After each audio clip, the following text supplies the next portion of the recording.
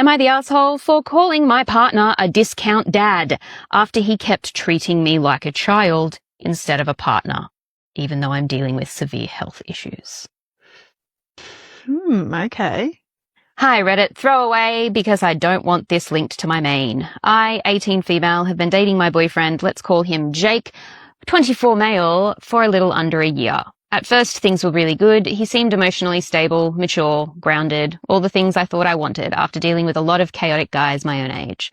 We met through mutual friends and clicked pretty quickly. He said he liked how mature I was and how together I seemed for my age, which felt nice to hear, especially since I came out of a very abusive household. I won't lie, I felt flattered at first.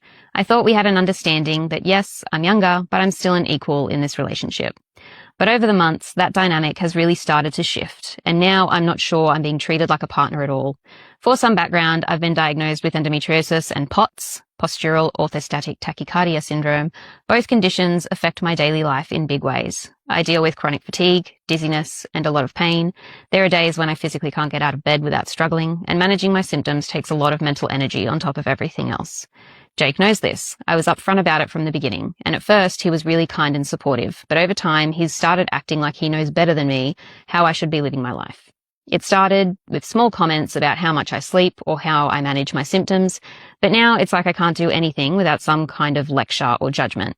Some examples: if I sleep in to manage a flare-up. That's not healthy. You need structure or you'll never be independent. If I get food delivered on a day I'm too fatigued to cook, you're wasting money and being lazy. If I cancel plans because of pain, you'll never build resilience if you give in every time. Even if I lie down after standing too long and feel dizzy, a POTS symptom, he tells me I should push through because resting too much makes it worse. As someone who has POTS symptoms, that's not how that works. If you keep standing when you're dizzy with POTS, you pass out. It's if you don't rest, the rest fucking takes you, mate. He also makes comments about my outfits being too revealing or not appropriate. And when I tell him I don't want unsolicited advice, he says he's just trying to help me grow or teach me how to be an adult.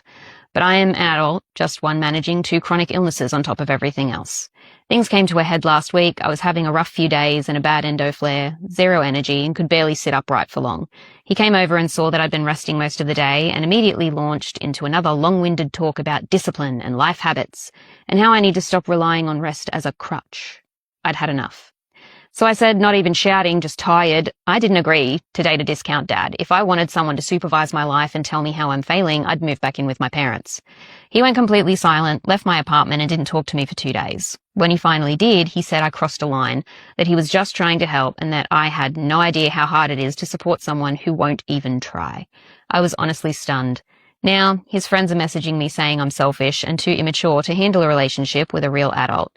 His mum, yes, his actual mother, messaged me saying she's disappointed and that Jake has always been the kind of guy who lifts women up.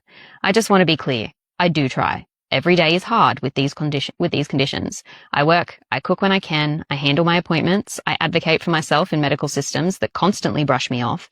I don't think I need to be raised by a man who thinks being 6 years older makes him my life coach. I care about him, but I also feel like I've been slowly shoved into the role of student or child in this relationship, and I'm starting to wonder if this was his intention from the beginning. So, great people of Reddit, am I the asshole for calling my boyfriend a discount dad after months of being treated like a project instead of a person? No, not the asshole. I would have called him significantly worse.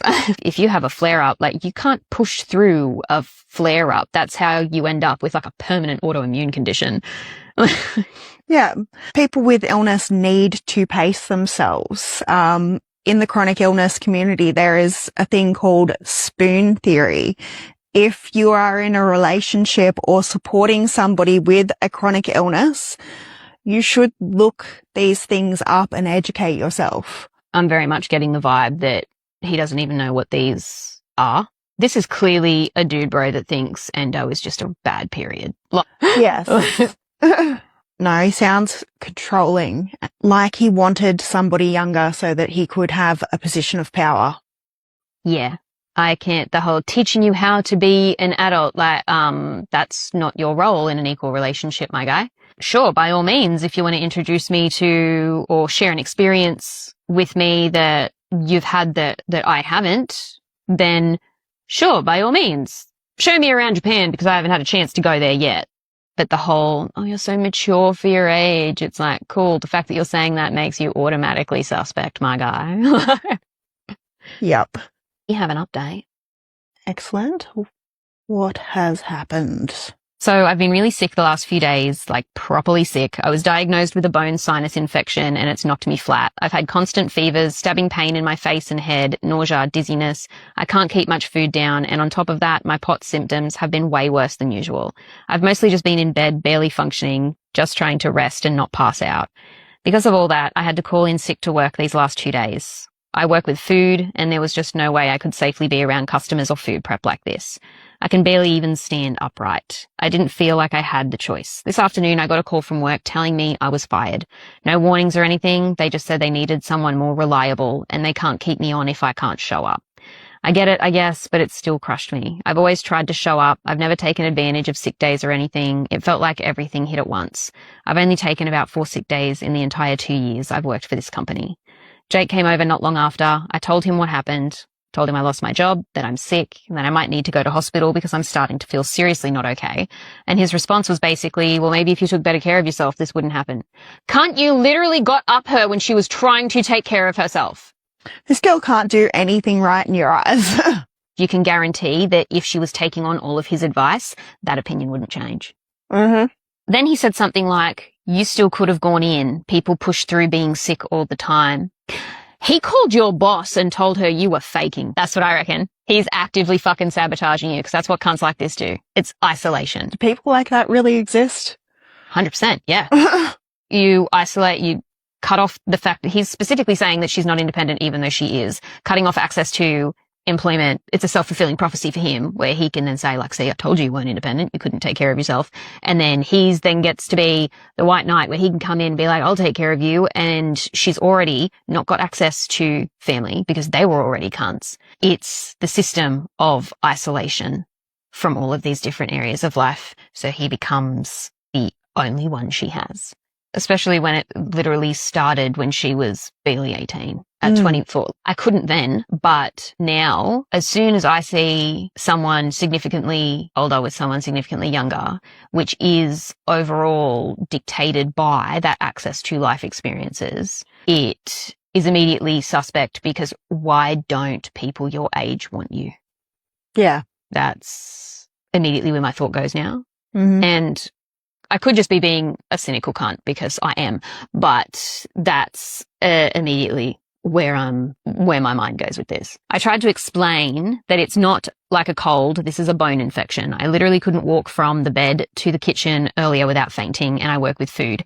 He just kept brushing it off like I was being dramatic. He told me I'm always sick and I never fight through it. That turned into a full-blown fight. He started yelling, full volume screaming, pacing the room while I was just sitting there crying and asking him to stop. I was already feeling like absolute shit and I couldn't even get a word in without him talking over me. At one point, I tried to speak and he got up close and raised his hand like he was about to hit me. He didn't, but he looked like he wanted to. And that scared me more than anything he's ever said. That was it for me. I ended it. We're done. I broke up with him then and there, told him to get out, that I'm not doing this anymore. I don't care how sick I am or how hard things get from here. I'd rather be completely alone than sit here sobbing while the person who's supposed to care about me screams at me for being unwell. Right now I'm still in bed, fever's high, heart rate's not great, and honestly I think I'm going to the hospital soon. Something feels off in my body and I don't want to wait until it's too late. With POTS and now this infection, it feels like everything is piling on top of me. I'm genuinely scared, not just emotionally but physically. My body feels like it's breaking down, though I wanted to take the time to write this update. I'm using speech to text, so sorry if it's a bit jumbled. I'm tired of begging someone to believe me when I say I'm in pain. I'm tired of being talked down to, managed, lectured, and guilt-tripped when I literally need help. I didn't ask to be sick. I didn't ask for endo or POTS or a sinus infection that knocked me flat. I've done everything I can to keep pushing through, but it was never enough for him. But it's over. I'm scared and sick and jobless, but I'm also finally out, and that has to mean something. Oh, girl, change your locks. Move if you can, because I guarantee that someone like that isn't going to take no without force. Yeah, get cameras. Yes, yeah. Security cameras. Even notify the police that he did raise a hand. And honestly, cops here are just as shit as everywhere else. They are just going to say that since he didn't actually hit you and there's been no threats of violence, then we really can't do anything. But simply by making the statement, you are laying the paper trail. So that way, if there are any escalations, they also don't look like one-off incidents. The more you can get documented by ways of a pattern of behavior, the more protected you can be. And have an escape plan if he does come around to the house. You know, have a bag packed. This is why having a Nate around is so helpful. If you have a giant bear of a mate, like, just get them to stay with you. They're really solid deterrents. Thank God you broke up with him. He was grooming you and definitely emotionally abusive through manipulation tactics and attempting to control you. I hope you get better soon. Removing an abusive partner from your life will help remove a lot of the stress you're feeling and accelerate your healing. OP responds, I didn't end up calling a friend to take me to the hospital. I told them everything that happened. I also have another close friend staying at mine until I'm back, just to make sure he doesn't try to go there or anything. And for my health issues, I can go on disability payment. I'm eligible for that. But taking that payment means I'll no longer be able to work unless I do cash in hand that I don't tell the government about. And I would absolutely say that working is one of my favorite things. I'm studying to be a mortician, so it would absolutely break my heart if I couldn't do that. Oh, cool job choice. It is. I'm from Australia, and when taking the test for disability payment, you go through an ability to walk section to see how many hours you can work while on the payment. Mine is 5 hours a week, and then she's just laughing for the rest of the life. And it's like, wow, shove that fucking report in your boyfriend's face. Do you think okay, I was about to say, you think you know more than the government? This type of dickhead always thinks they know better than the government. Though, to be fair, a government is not great. That's pretty par for the course, I suppose.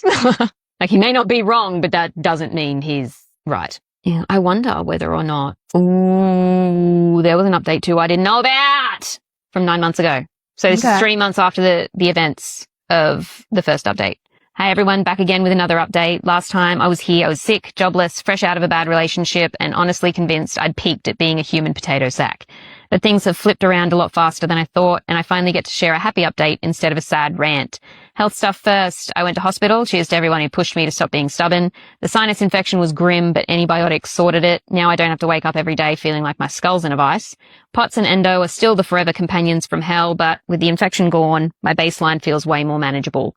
Cooked myself a proper dinner the other day without needing a nap halfway through, which for me is like running a marathon. My friends have been absolute legends. One mate accidentally bought me 6 kilos of potatoes instead of 1 when grabbing groceries for me, so I'm now the proud owner of Potato Mountain 2025. Another mate sat with me in the hospital waiting room, and we entertained ourselves by giving all of the vending machine snacks aggressive ratings. Chocolate got a 10 out of 10. Those weird dried out muffins got a -3. I've made something scary feel kind of funny. I've also joined an online support group for chronic illness, and honestly, it's been life-changing. They just get it straight away, no judgment, no lectures. Plus, the memes are painfully accurate. If you can't laugh at your broken body, what can you do? Yeah, those online support groups are saviors. Money/work aside, getting fired still stung, but I've got Centrelink set up now. Not rolling in riches, but I can breathe. Applying for casual jobs closer to home. Found one literally down the street, so we'll see. In the meantime, I've been selling random stuff online. Marketplace buyers are a different breed of human. Someone actually tried to haggle on something I listed for free. Like, mate, what's your end game? Mental health, I started seeing a counsellor. Best decision ever. I'm learning how to stop feeling guilty for resting and how to say no without apologising like it's a crime. She calls it boundaries. I call it telling people to rack off nicely. Rack off is the nice way to tell people to get fucked nicely. Mm-hmm. Like, the not nice way is telling them to fuck off. Mm-hmm. And finally, not letting idiots make me feel bad for having a nap. Now the juicy part, the new guy. Honestly, I didn't think I'd be here already, but I've started seeing someone new. We've known each other for ages, but it just kind of shifted into something a bit more romantic. We're just taking things slow, but honestly, it's been really lovely. He's sweet, he listens, and he doesn't treat me like I'm broken or a child. We went out for a walk the other day and he brought me snacks in case I got dizzy, and not in a patronizing way, just thoughtful. Feels weird in the best way to not be constantly bracing myself for criticism. I can tell him how I feel without being talked over, corrected, or treated like a child. Honestly feels like I've stumbled into some alternate universe where partners are nice and don't yell at you for having a nap. Little wins. I found a GP who actually takes my POTS seriously, figured out pacing better so I don't crash as hard. Very good. And splurged on a blanket that's basically the love child of a cloud and a marshmallow. 10 out of 10 would recommend. Okay, well, why is there no link to this blanket? Share, please. So yeah, life isn't magically perfect, but it's lighter, happier, and less potato sacky. I'm safe, laughing again, and excited about what's next. And to everyone who backed me when I was stuck in the mess, thank you.